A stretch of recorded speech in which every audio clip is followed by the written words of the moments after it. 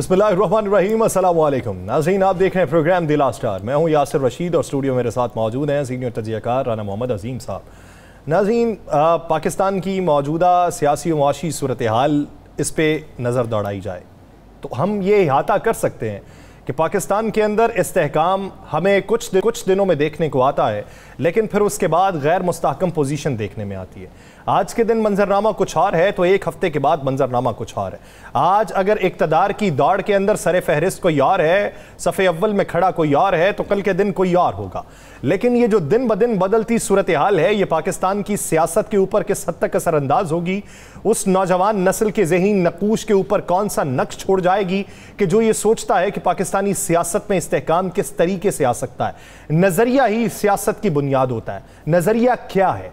आज जो बयानात दे रहे हैं और जो ये कहते हैं कि तासुब की ऐनक को उतार के देखना चाहिए, वो उसी के भी इत्तेहादी हैं कि जिनको वो पैगाम दे रहे होते हैं कि ये तासुब की ऐनक पहने हुए हैं। मुस्तफ़ा कमाल साहब ने कराची में प्रेस कॉन्फ्रेंस की, पाकिस्तान पीपल्स पार्टी के ऊपर तासुब ज़दा होने का इल्ज़ाम लगा दिया, लेकिन उधर MKM जो है वो पीपल्स पार्टी के साथ विफाक में इत्तेहादी भी है।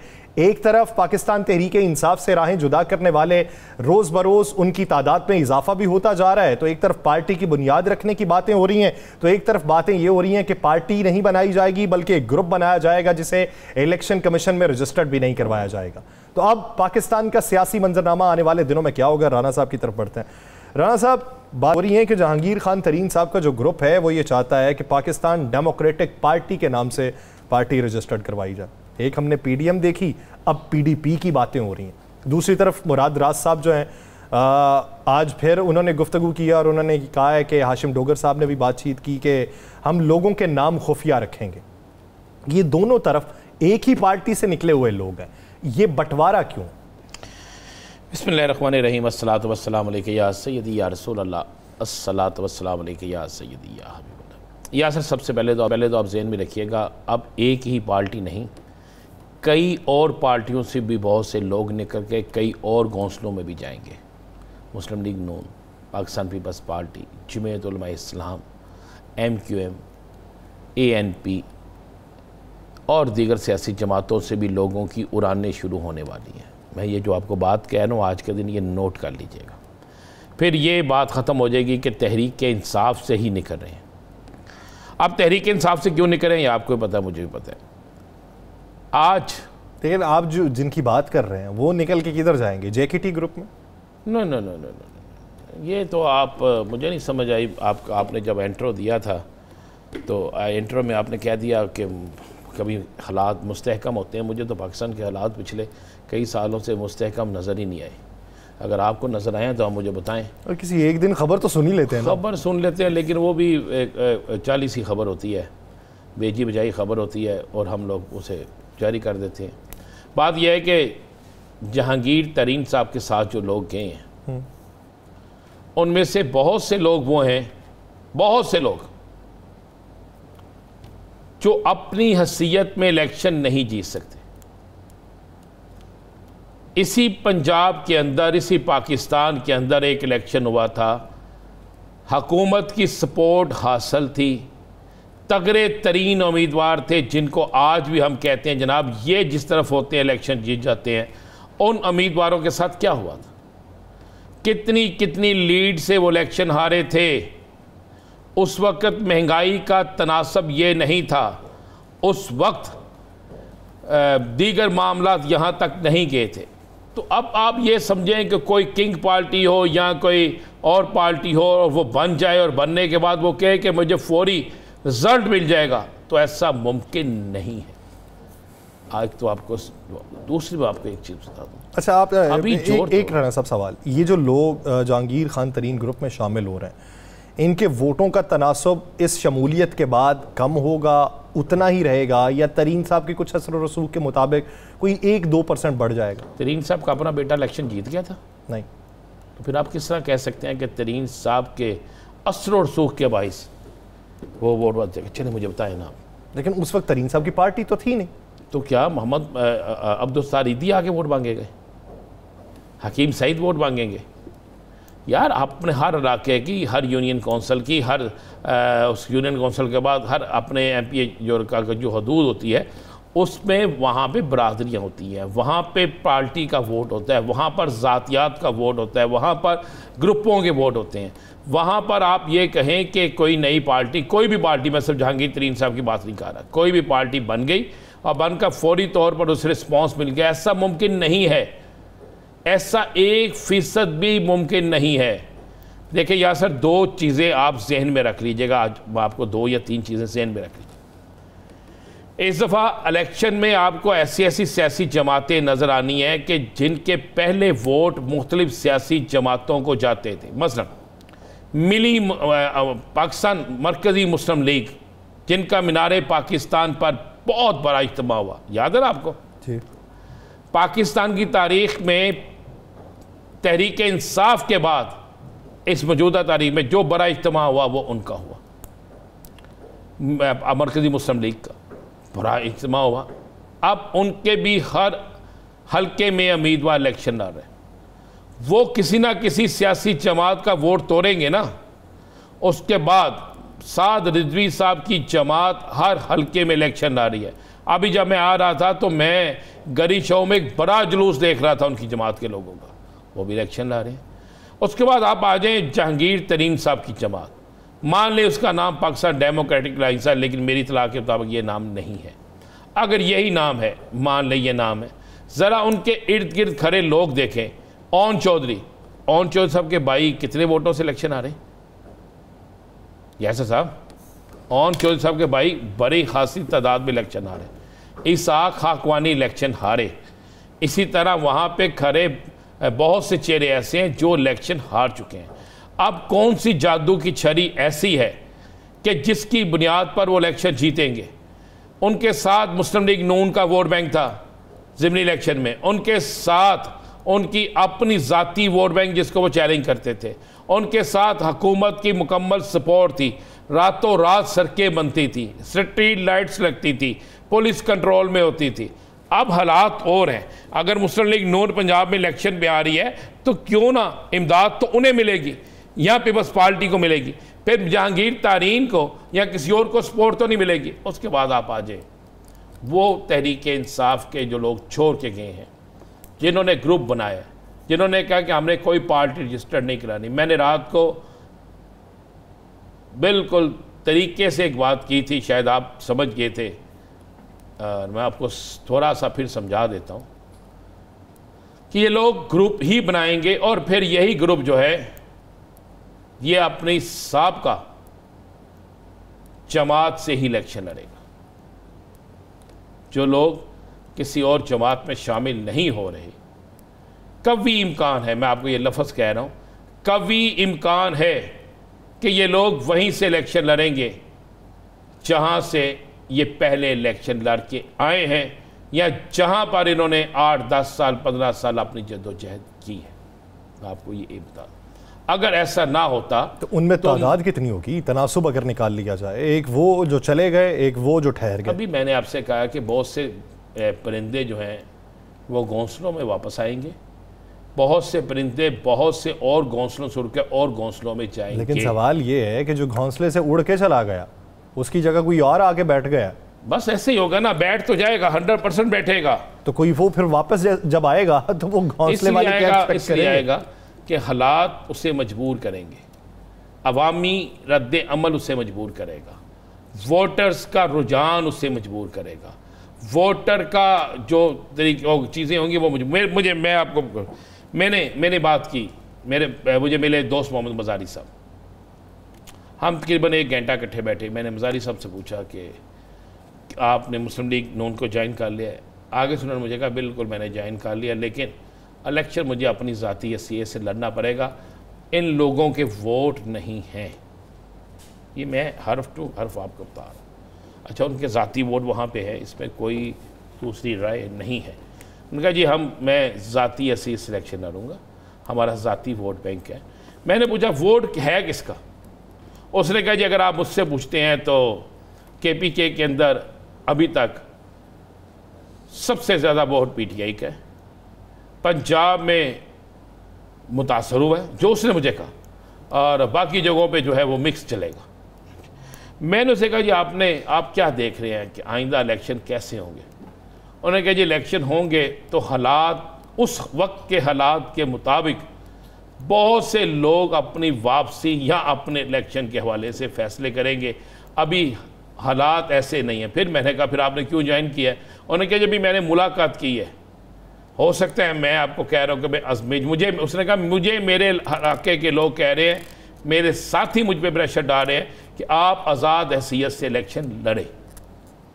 तो या सर सूरत हाल डे टू डे चेंज होनी है, अभी बहुत टाइम पर है। देखिए बजट आना है, कुछ लोग कह रहे हैं ये बजट 4 माह का आएगा, कुछ लोग कह रहे हैं ये बजट 6 माह का आएगा, कुछ कह रहे हैं ये साल का आएगा। अगर ये बजट साल का देते तो फिर तो आप जहन में रखिएगा कि ये बजट IMF की मर्जी से बना तो ये इलेक्शन से फारिग है। नहीं राणा साहब, बजट तो साल का ही आ रहा है ना, वफाकी हुकूमत का जो बजट आना है वो तो साल का आ रहा है, लेकिन पंजाब और KP के हवाले से एहसन इकबाल साहब ये कह रहे हैं कि वो 4-4 माह का बजट देंगे। चलिए अगर वफाकी बजट साल का आता है और उस साल के बजट में को IMF से आप मुंसलिक करके IMF की मर्जी के मुताबिक अगर आप बजट बनाते हैं तो आप इलेक्शन से जाते हैं, फिर आपको इलेक्शन में कोई सपोर्ट नहीं मिलता। तो इसीलिए तो IMF और के साथ मुआहिदा बीच में छोड़, और अगर आप नहीं करते तो आपके पास मुआशी तौर पर हालत यह है कि आप 1 से 2 माह तो तनख्वाहें दे देंगे,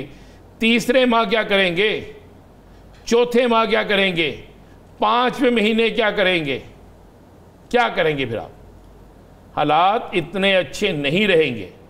आप ये समझें कि अब आप किसी को ये कहें कि जनाब कल मैंने आटा 500 रुपये किलो दिया था, आज आपको मैं 200 रुपये किलो दे रहा हूँ इसलिए कि 3 दिन बाद इलेक्शन है, तो लोग अब पागल नहीं हैं।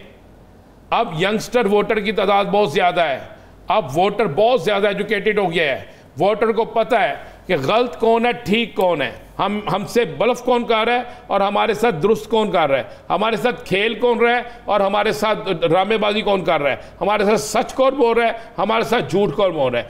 वोटर बहुत समझदार हो गया है। एक वक्त था यासर, याद करें, जब आप वोटर को बरादरी की बुनियाद पर, वोटर को पैसे देकर या दूसरे तरीके से, अब भाई हालात ही चेंज हो गए हैं। मैंने तो आपसे कहा कि कोई एक घर मुझे दिखा दे जहां पर एक ही वोट है, यानी एक ही तरफ का वोट है, नहीं है ऐसा घर। अब लोगों में शऊर आ चुका है और लोग अपने शऊर के मुताबिक जो है वोट देते हैं। आज आप अवामी सर्वे करने बाहर चले जाएं तो आपको नजर आ जाएगा कि लोग किसको वोट देते हैं। लोग दरख्त पे लगाई मोहर किस पार्टी की है उसको वोट देने हैं, लोगों ने शख्सियत को वोट देना है। शख्सियत के हवाले से आ जाए, कौन सी शख्सियत है, चले मुझे 15 नाम बता दें पूरे पाकिस्तान में, ये मैं पूरे पाकिस्तान का नाम ले रहा हूँ चैलेंज करके, पूरे पाकिस्तान में मुझे 15 नाम बता दे कि जो अपने नाम की वजह से इलेक्शन जीतेंगे, दिखा दे मुझे 15 नाम बता दे मुझे। फरूख स्टार बड़ा नाम था, कराची का बड़ा नाम था ना, MKM के बानियों में शुमार होता ना उसका भी। फारूक स्टार कितने कितने वोटों से इलेक्शन हारे। आप गौर करें ना ज़रा, आप गौर करें, कौन मौलाना फजलुर रहमान सोच सकता था कि अली अमीन गंडापुर से इलेक्शन हारेगा। आप आगे आ जाए ना, ये जो हैं अपने मुस्लिम लीग नून के आजकल है काफ लीग से नून लीग में आए थे, अमीर मकाम, ये इलेक्शन किससे हारे थे।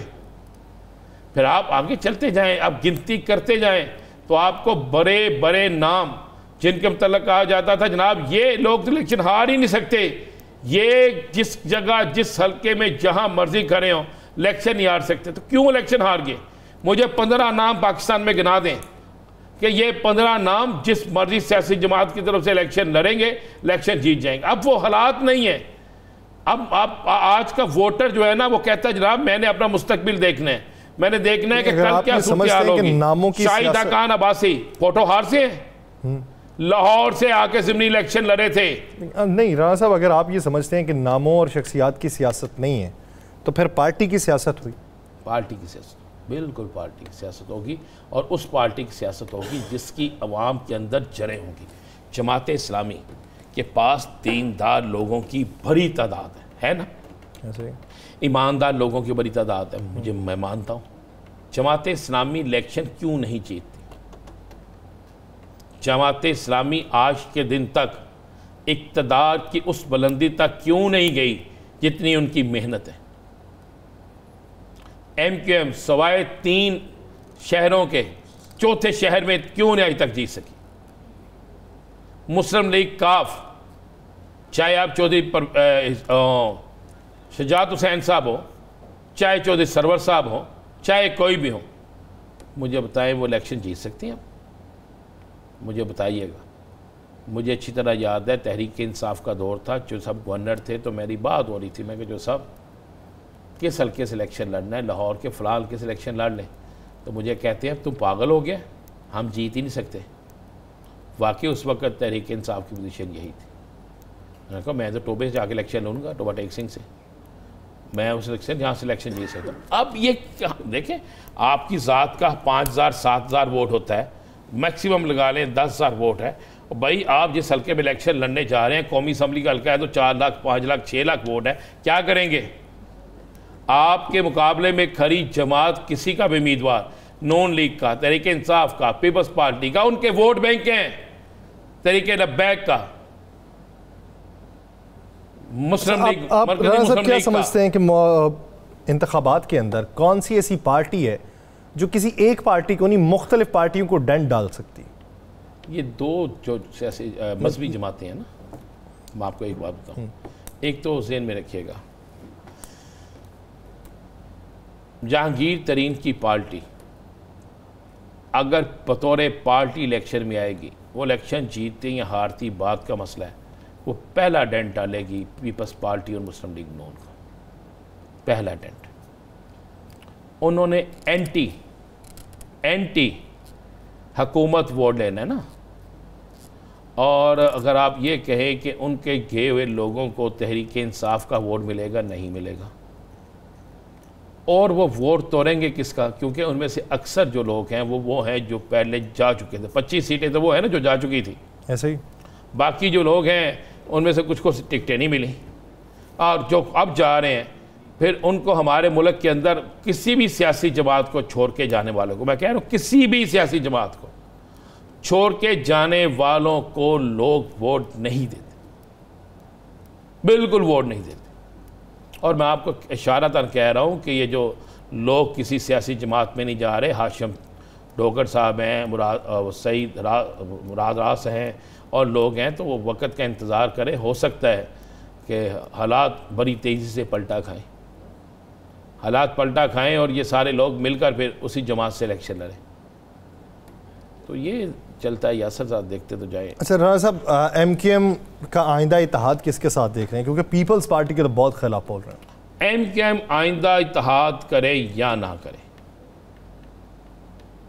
मैं ये एक तलख सी बात आज उन्होंने बहुत बड़ी धमकी दी है। उन्होंने आज मुस्तफ़ा कमाल साहब ने ये बात की है, उन्होंने कहा है कि अगर आप हमें नहीं गिनते तो फिर रियासत हमसे ये गिला ना करे कि ये क्या हो रहा है, ये क्यों बोला गया, ऐसा नहीं होना चाहिए था, फिर लोग जो हैं उनको आप कंट्रोल नहीं कर सकेंगे। ये धमकी है उनकी तरफ से। आप मानते हैं कि वो 1 घंटे बाद बयान नहीं बदल लेंगे? आप मानते हैं? PSP की सारी जिद्दोजहद एंटी MQM चलती रही है और अब MQM में वापस हम बात उसकी देखें, वो ये मुसलमा हकीकत है कि वो कराची की जमात है, हैदराबाद की जमात है, मीरपुर की जमात है, लेकिन उन्होंने अपना बेड़ा गर्क इक़्तिदार के अंदर रह के कर लिया। अब उनके अपने कारकुन, उनके अपने लोग ये सारी बातें करते हैं। और ज़रा आप पाकिस्तान की सियासत के 35-30 साल उठा के देख लें, MQM ने हमेशा इक़्तिदार के आखिरी दिनों में इलेक्शन से चंद दिन पहले या चंद माह पहले हमेशा यही काम किया है कि जिसके साथ वो इत्तेहाद में रहे हैं उसके ख़िलाफ़ बगावत करके ये तासर दिया है कि जनाब ये लोग हमें काम नहीं करने देते थे, इनकी वजह से हमारे काम नहीं हुए, इनकी वजह से हमने आवाम के जो दुख और दर्द में काम करने थे, आवाम के जो दुख और दर्द दूर करने थे, वो हम नहीं कर सकते। अच्छा, अब की बार ऐसा तासुर जो है उनके मौक़िफ़ को क्या मजबूत कर सकता है? नहीं करेगा ना, मैं वही कह रहा हूँ। देख लीजिएगा MQM पहले से कम नशिस्तें जीतेगी। तो वो नशिस्तें जाएंगी किस तरफ? जमात इस्लामी की देखते हैं। अभी आप ज़रा खामोशी इख्तियार कर लें तो मेरा ख्याल है आपके लिए भी अच्छा है, मेरे लिए भी अच्छा है। थोड़े से हालात को तो देख लीजिए, असर अल्लाह खैर करेगा। अभी तो मुझे ये इलेक्शन का रिजल्ट तो देखने दें। ये जो मैं कहता हूँ इलेक्शन ही देख लेने दें, इतनी बड़ी बात है। ये जो इलेक्शन होना है ना, ये जो इलेक्शन होना है, मैं उस इलेक्शन की बात कर रहा हूँ, ज़िली नाज़म का या चेयरमैन या मेयर का या लॉर्ड मेयर कराची का बादशाह कौन होगा, ज़रा इसका इलेक्शन देख लें, उसके बाद आपको बहुत सी चीज़ें। अच्छा राना साहब, ब्रेक पे जाने से पहले बजट में क्या चीज़ें देख रहे हैं? कोई सहूलत देख रहे हैं या मज़ीद मुआशी तबाही देख रहे हैं? इससे ज़्यादा तबाही होनी क्या है?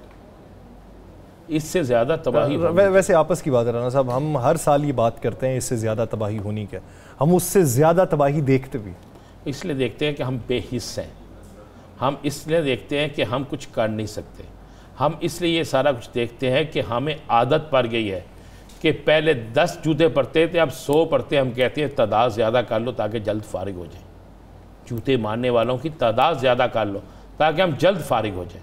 हम में से कभी किसी ने पूछा है कि जनाब मेरा टैक्स, मेरी तनख्वाह से आप टैक्स काटते हैं, मेरा टैक्स काटते हैं, उसके बावजूद आपके घर में तो मटन पकता है, मेरे घर में दाल भी नहीं पकती, मेरे बच्चे खुश प्यास से खाना खाते हैं, मेरे घर में फाके नाच रहे हैं, मेरे घर में मेडिसिन नहीं है, मेरे बच्चे स्कूल नहीं जाते, तो कभी पूछा किसी ने? यानी बेहिसी है जो इस अजाब को हमारे कोई नहीं बात, हम जिम्मेदार है, कोई जिम्मेदार नहीं, आवाम जिम्मेदार हैं। अगर अपने हुकूक के लिए आवाज़ नहीं उठा सकते तो फिर इसी तरह की तबाही का सामना करना पड़ेगा। नाज़रीन, एक ब्रेक लेते हैं, ब्रेक के बाद साबिक सूबाई वज़ीर हाशिम डोगर साहब हमें ज्वाइन करेंगे, कहीं नहीं जाएगा, स्टे विद अस।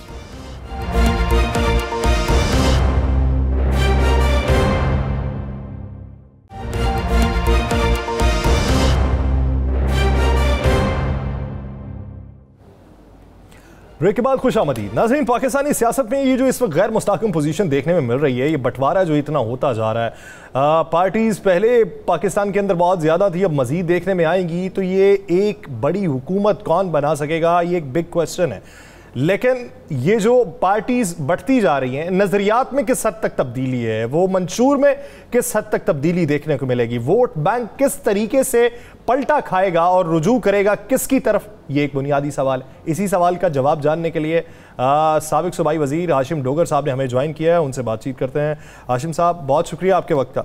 डोगर साहब, अगर देखा जाए, आप लोग अपनी पार्टी को रजिस्टर्ड भी नहीं करवाना चाहते, आप एक पार्टी भी नहीं बनाना चाहते, आप एक ग्रुप बनाना चाहते हैं, तो वो जो ग्रुप है वो किस हैसियत में इंतखाबात के मैदान में उतरेगा? निशान कौन सा होगा? क्या आज़ाद उम्मीदवार उतारेंगे या फिर पार्टी की तरफ रुजू करके पार्टी का टिकट हासिल करने की कोशिश की जाएगी? देखिए, ऐसे है कि ये जो हमारा जिसको आप ग्रुप कह रहे हैं, ये वो हमख्याल लोग हैं कि जो पिछले 10, 15, 20 साल से एक पाकिस्तान तहरीक इंसाफ में रह के, वो पाकिस्तान तहरीक इंसाफ जो उस वक्त PDM के खिलाफ अपना मुहाजराई में थी, अपना मंशूर लेके आई कि ये करप्ट हैं, चोर हैं और जो भी हैं और नाअहल हैं, तो उसकी वजह से ये हम सारे लोग आहिस्ता आहिस्ता जो चेयरमैन तहरीक इंसाफ हैं, हम इनके साथ शामिल होना शुरू हो गए।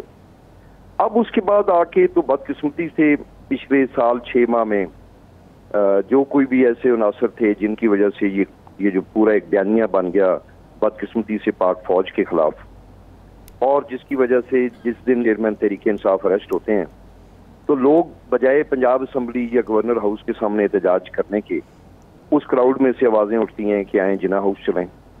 वहाँ पे जो लीडरशिप मौजूद थी उनको इस चीज़ का सख्ती से इसको रोकना चाहिए था। तो ये जो बयानिया है ये तो हम बिल्कुल कबूल नहीं कर सकते, ये जो हम लाइक माइंडेड लोग हैं। मगर इसके साथ साथ हम PDM की सियासत के भी कायल नहीं हैं। हम उनके साथ कैसे जाके खड़े हो जाएं जिनको हम बुरा भला कहते रहे पिछले 8-10 साल। तो इसलिए वक्ती तौर पे कोई पॉलिटिकल पार्टी बनाए बगैर हम एक जगह पे मौजूद हैं। हम चाहते हैं कि तहरीक इंसाफ के लोग वो दाएं बाएं होने के, हम बजाय उसके हम इकट्ठे हैं। इस ग्रुप का कोई लीडर नहीं है, हम सब इकट्ठे हैं और हम वक्त आने पे इसका फैसला करेंगे कि हमने अगला सियासी हिकमत अमली क्या बनानी। अच्छा डॉक्टर साहब, किसी जहाज का सफर करने का मूड तो नहीं है?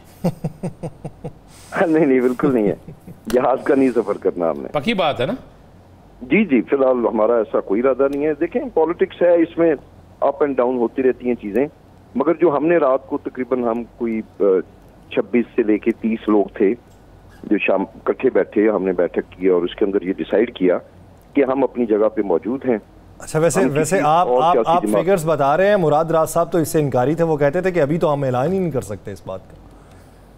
नहीं, मैं आपको बता रहा हूँ, ये ऐसी कोई खुफिया बात नहीं है। हम ख्याल दोस्त हैं, वो हैं जो पिछली असेंबली में साथ बैठे रहे, कुछ हमारे एक दो MNAs भी थे जो हमारे इस ख्याल के साथ मुत्तफिक हैं कि फिलहाल हमें किसी और सियासी जमात में नहीं जाना चाहिए और हम PDM के खिलाफ। आप देखें, मुझे इस वक्त बताएं कि इस वक्त कोई मुल्क के अंदर कोई ऑपोजिशन है?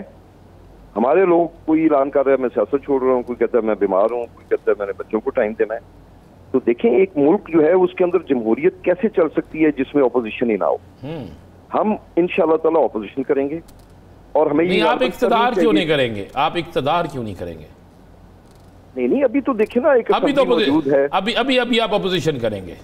जी बिल्कुल, अभी जब तक इलेक्शंस नहीं होते और उस वक्त तक हम ऑपोजिशन का रोल अदा करेंगे।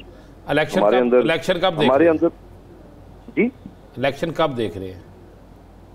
मेरा जाती ख्याल है कि इलेक्शंस तो मुझे अब अक्टूबर में ही होते नजर आते हैं और हम उस वक्त तक इंतजार करेंगे, देखेंगे कि इलेक्शंस की क्या डेट होती है। और अच्छा, आपको वजह क्या नजर आती है अक्टूबर में होने की? क्योंकि आज से 1 महीना पहले तक मुल्क की मौजूदा अपोजिशन, जिसे आप कह रहे हैं कि अभी अपोजिशन नहीं है, जो लोग तब इकट्ठे थे वो ये समझते थे कि मौजूदा साल के अंदर भी ये इलेक्शन के लिए हामी नहीं है, लेकिन अब किसी से भी सवाल पूछें तो वो ये समझता है कि अक्टूबर में इलेक्शन हो रहे हैं। तो अब आपको क्या वजह दिखाई देती?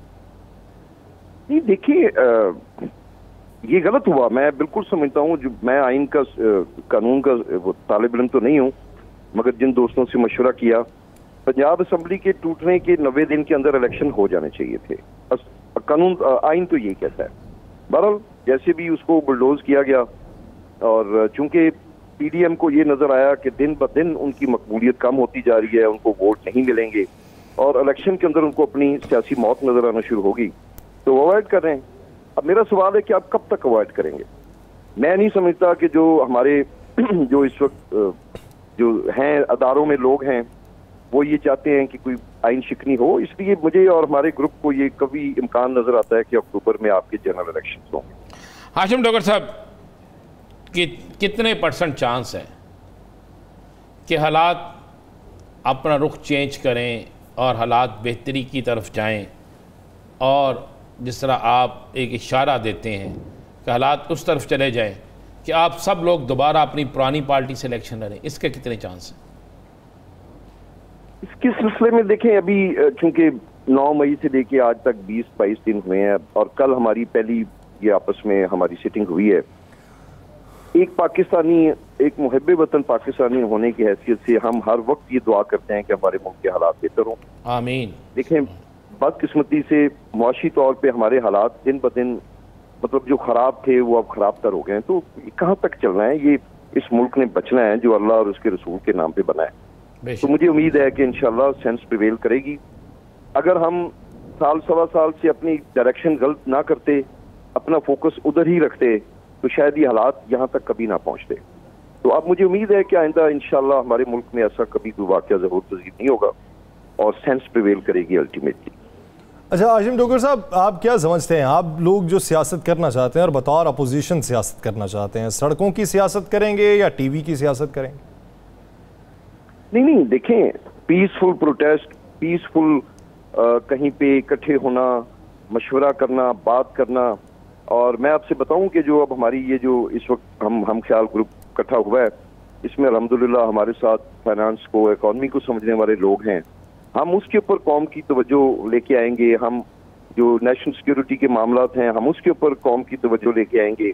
हम जो इनकी वीकनेसेस हैं, जो इनकी बुराइयां हैं, हम उनको अवाम के सामने लेकर आएंगे।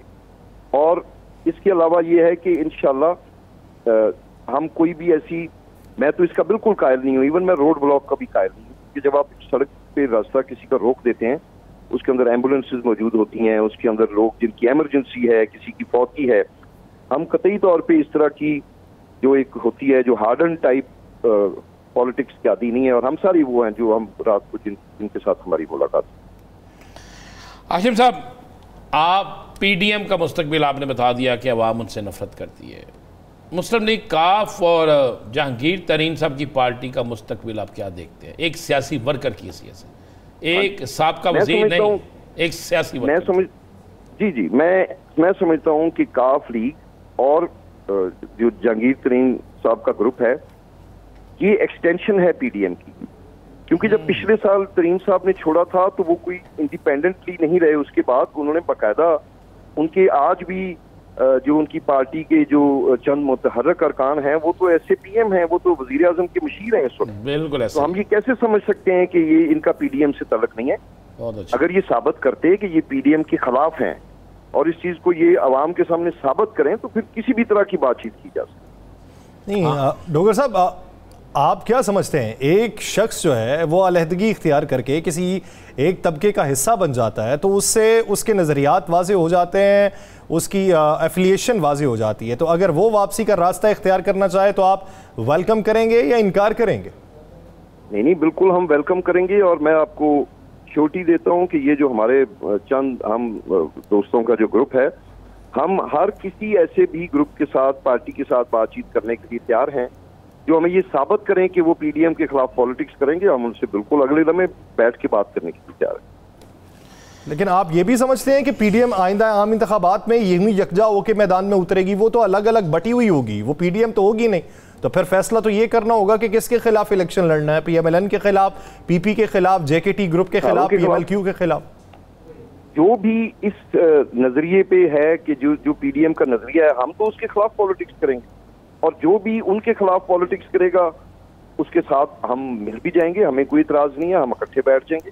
मगर साबित करना पड़ेगा कि आप जो है ना, मुल्क की जो इस वक्त ये जो नाअहल तरीन सियासी जमातों की हुकूमत है, जो इसके खिलाफ होगा हम उसके साथ बैठने की तैयार हैं। हाशिम डोगर साहब, आप सारा पाकिस्तान फिरते हैं, लोगों में जाते हैं, वोट किसका है इस वक्त? वोट जो है ना जी, वो पीडीएम के खिलाफ नफरत का है। तो पीडीएम के खिलाफ नफरत का? तो वो क्या किसी एक पार्टी का है, किसी एक तबके का है? ये सोच है फिर? नहीं, ये सोच नहीं है, ये तो बदकिस्मती से ये जो हमने अपने आप को तो लाइफ जैकेट के बगैर हमने समुद्र में छलांग मार दी। 9 मई तक तो बहुत एक विजिबल वोट बैंक नजर आ रहा था पाकिस्तान तहरीक इंसाफ का, और यकीनन इस वाकये ने बहुत बुरी तरह डैमेज किया है।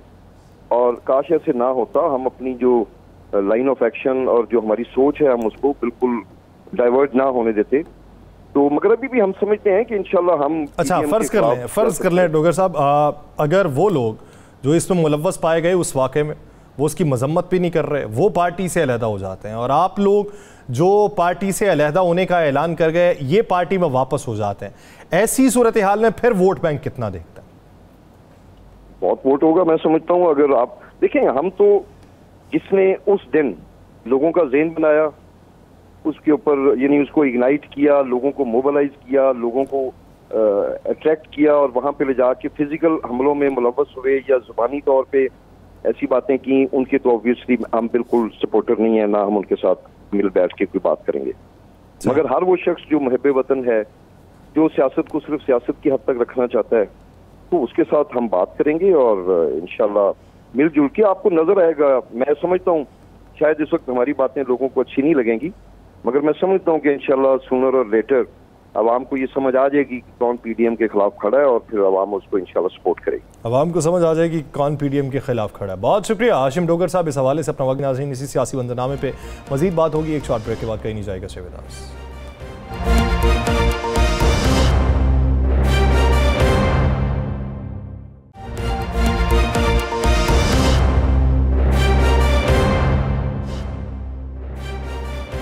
ब्रेक के बाद खुश आमदीद। नाज़रीन, इस वक्त दौड़ हर तरफ जारी है। पाकिस्तान पीपल्स पार्टी जो है वो पंजाब के अंदर अपनी पोजीशन को मुस्तहकम करना चाहती है। पाकिस्तान मुस्लिम लीग नून जो है वो खैबर पख्तूनख्वा में कुछ हासिल करना चाहती है, पंजाब के अंदर ख़ुद को फिर से मजबूत करना चाहती है, वफाक के अंदर अपने होल्ड को बरकरार रखना चाहती है। जमीयत उलमा इस्लाम फे भी इसी तरह पंजाब के अंदर और सिंध के अंदर अपनी पोजीशन को मजबूत करना चाहती है। तो ये जो तगो-दो है, ये तगो-दो में कामयाबी किसे मिलेगी? क्योंकि एक तरफ बात ये की जा रही है कि पंजाब के अंदर जो वोट है वो एंटी पीडीएम है, लेकिन एंटी पीडीएम में अगर ये बंटवारा होता है तो फिर वोट किस हद तक तकसीम होगा, ये एक बुनियादी सवाल है। बजट आएगा तो बजट में किन मुश्किलात का सामना करना पड़ेगा, ये जो कानूनी महाज से बहुत सी जंगें लड़ी जा रही हैं, उन जंगों का मुस्तकबिल क्या होगा, उसका नतीजा क्या निकलेगा, इसी बारे में बात करेंगे। जमीयत उलमा इस्लाम फे के सीनियर रहनुमा मुफ्ती किफ़ायतुल्लाह साहब ने हमें ज्वाइन किया। मुफ्ती साहब बहुत मशकूर हैं आपके वक्त के। मुफ्ती साहब, अगर देखा जाए इंतखाबात के हवाले से पहले कुछ चहमगोइयाँ होती थीं कि देखिए होते हैं या नहीं होते, आइन में तो ये भी रास्ता है, आइन में तो ये भी रू है, 1 साल के लिए डिले भी हो सकता है। अब आप क्या समझते हैं कि इंतखाबात कब हो रहे हैं और उसके लिए तैयारी तमाम जमातों की किस हद तक देख रहे हैं? बिस्मिल्लाह यासिर, कोई भी सियासी जमात वो सियासी जमात ही नहीं कहलाती जो इंतखाबात से राय फरार इख्तियार करे। हमारा एक नुक्ता नज़र तो था कि तमाम असम्बलियों के इंतखाबात एक साथ हों। ज़ाहिर है ये इंडिया की तरह या किसी और बड़ी जमहूरियत की तरह तो हमारा मुल्क नहीं है। हमारा मुल्क 4 इकाइयों पर मुश्तमिल है और हाकम बदहन एक दफ़ा हमें नुकसान हुआ है बड़े सूबे की अक्सरियत को न मानकर। तो अब भी अगर पंजाब में वज़ीर आला पहले से बैठा दिया जाता और वो पंजाब के इंतखाबात पे असरअंदाज होता तो उससे भी एक मुश्किल पेश होती थी। तो हमने ये तजवीज़ पेश की कि इंतखाबात ज़रूर होने चाहिए, अलबत्ता वो एक साथ हो। इसके अंदर एक बात लोग छुपाते हैं, वो भी नहीं छुपानी चाहिए कि 2 असम्बलियों का तोड़ना वो गैर ज़रूरी था, यानी वो सियासी लिहाज से असम्बली टूटी हैं। वज़ीर आला लोग दोनों सूबों के वो उस पर राज़ी नहीं थे। बहरहाल वो वक्त तो गुजर गया और 14 मई में सब लोग फंस गए। आप जी सुप्रीम कोर्ट के अंदर 14 मई है। अब सियासी जमातों की कितनी तैयारी है, ये तो हर एक जमात की अपनी अपनी वो अंदरूनी कहानी है, वो बता सकते हैं। हमारी जमात हर लिहाज से अल्हम्दुलिल्लाह तैयार है। हम नज़रियाती लोग होते हैं, हमारे लिए ये नहीं होता कि हालात कैसे होते हैं, बल्कि बलूचिस्तान और KPK के अंदर अगर देखा जाए तो ये इस मिट्टी की जमात कहलाती है जमीयत उलमा इस्लाम। तो हमारी तैयारी बिल्कुल मुकम्मल है और हम एक दिन भी लेट नहीं करेंगे। हमारा मौक़िफ़ ही होगा जैसे ही आईनी मुद्दत कौमी असम्बली की ख़त्म होती है तो फ़ौरन निगरान काबीना तश्कील दी जाए और वो 90 दिन के अंदर इंतखाबात कराएं। हम इसके लिए तैयार हैं, हमारा ये मौक़िफ़। अच्छा मौलाना साहब, एक तो मुझे बताइए खैर-ओ-फ़ियत से मौलाना फजलुर रहमान साहब की वापसी होगी, वो ट्रीटमेंट के लिए गए थे, खैर-ओ-फ़ियत से वापस आ गए। दूसरा, क्या आप इलेक्शन इंडिपेंडेंट लड़ेंगे, पूरा पीडीएम इकट्ठी इलेक्शन लड़ेगी, सीट एडजस्टमेंट करेंगे, क्या? देखें, वो एक शेर है ना, इश्क की मजबूरी हुस्न और हुस्न की ज़रूरत इश्क होती है ना। एक कभी तेरे बगैर, एक कभी मेरे बगैर। बाद ऐसे इलाके हैं कि उसके अंदर हम अपने मजबूत किले समझते हैं, बाज़ इलाकों में वो हैं। तो ज़ाहिर है हमने एक मुश्किल हालात के अंदर एक साथ काम करने का तो तजर्बा हो गया है। तो अब इंशाअल्लाह हम तमाम लोग, खासकर मुस्लिम लीग नून और पीपल्स पार्टी और JUI, हम अपने इस वोटर को तकसीम नहीं होने देंगे।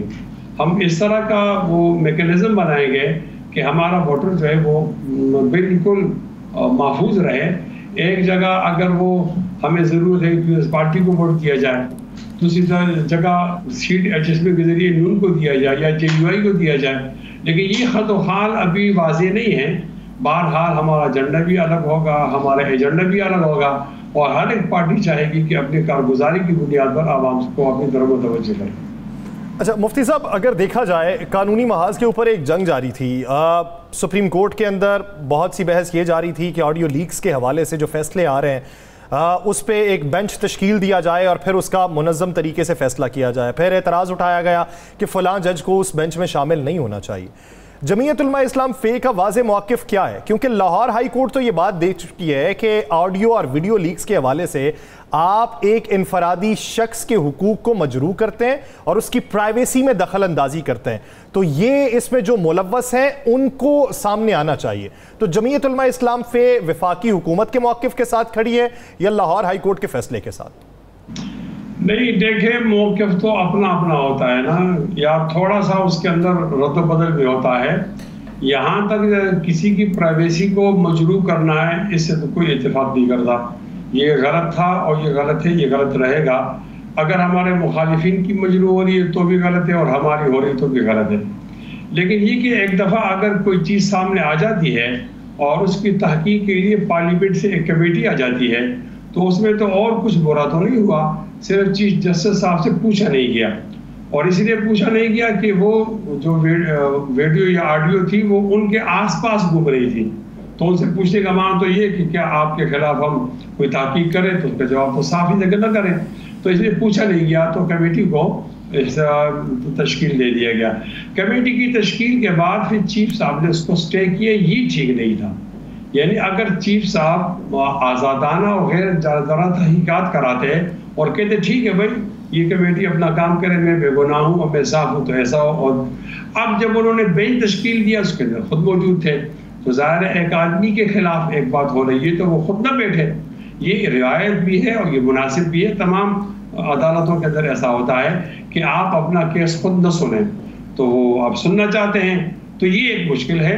यानी वहाँ तो हमारा ये मौक़िफ़ है कि किसी की प्राइवेसी को मजरूह न किया जाए, और यहाँ हमारा ये मौक़िफ़ है कि जिस जज के खिलाफ बात आती है तो वो जज अपना केस खुद न सुने, ये इंसाफ के तकाज़ों के मुताबिक नहीं है। और फिर ये कैसे मालूम हो गया कि दूसरा जज इनके खिलाफ फैसला देगा, वो भी तो इंसाफ के तकाज़ों के मुताबिक देगा। तो ये एतमाद किया जाए उसको, और ये बतौर मुल्ज़िम उससे बाहर आ जाए, तो मेरे ख्याल में ये इंसाफ के लिए ज़्यादा आसान है। मुफ्ती साहब, मुस्लिम लीग काफ PDM का हिस्सा है, हुकूमत में है और उसके 2 वज़ीर भी हैं। GDA जहांगीर तरीन की जमात के भी 3-4 वज़ीर हैं। ये दोनों जमातें जो हैं वो कह रही हैं कि हम PDM के ख़िलाफ़ इलेक्शन ला रहे हैं, PDM ने बेड़ा गर्क कर दिया और PDM का वोट बैंक ख़राब है। एक तरफ ये इक़्तिदार में भी हैं आपके साथ, दूसरी तरफ ये आप लोगों को बुरा बुरा भी कह रहे हैं, तो क्या बनेगा? देखिए राना साहब, एक लफ्ज़ है ना, हिस्सा बकदरी जुस्सा। यानी हमने जब हुकूमत ली तो हमने बोझ को तकसीम किया है, हमने वजारत तकसीम नहीं की, बोझ था उसको तकसीम किया है। तो अब उसमें क्रेडिट भी आएगा, डिस्क्रेडिट भी होगा। मैं समझता हूँ कि अगर वो काफ है या वो नून है या हम है या PP है, जिसका जितना किरदार हो उतने किरदार के लिए उसको तैयार रहना चाहिए, बोझ उठाने के वक्त भी, क्रेडिट के वक्त भी और डिस्क्रेडिट के वक्त भी। जाहिर है हम अपना बोझ उठाएंगे। अच्छा, चले मुफ्ती साहब इसमें ये बता दें कि क्रेडिट में पिछले ये 1-1.5 साल में क्या कुछ आया? देखो, अगर आप हुकूमत टू हुकूमत बात करते हैं ना, फिर तो इसका जवाब नील है। लेकिन अगर आप इस चीज़ को देखते हैं कि रियासत को बचा लिया गया और बहुत मुश्किल हालात के अंदर हुकूमत को उठाया, वो फूलों की सेज नहीं थी, खारदार कांटे थे, इन लोगों ने इस मुश्किल फैसला करके अपने आप को अदब मकबूल बनाकर और रियासत की बात की, और वो उन्होंने मईशत के लिए एक इस्लाहात की। अब जो इसाक डार साहब कहते हैं कि इतने रुपए डीजल कम हो गया और इतने रुपए पेट्रोल कम हो गया, तो आप इस रुपए के हुजूम को नहीं देखो, इतना आप खुश हो जाओ कि वापसी का सफर शुरू हो गया। वो जो डॉलर भाग रहा था अब वापस आ जाएगा। नहीं मुफ्ती साहब, डॉलर कहाँ वापस आया?